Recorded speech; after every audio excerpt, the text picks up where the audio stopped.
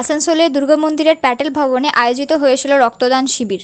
এই রক্তদান শিবির আয়োজন করেছিলেন আসানসোলের ইস্টার্ন জোন ওয়েলফেয়ার গ্রুপ এবং কলকাতার Jayprakash institute of social change. সাথে যুক্ত ছিল জীবন সুরক্ষা ওয়েলফেয়ার অর্গানাইজেশন এবং ভলেন্টারি ব্লাড ডোনার্স। এই রক্তদান শিবিরে রক্তদান করতে বহু মানুষ যোগদান করেন। উপস্থাপনায় ছিলেন আসানসোলের 40 নম্বর ওয়ার্ডের কাউন্সিলর মৌমিতা বিশ্বাস।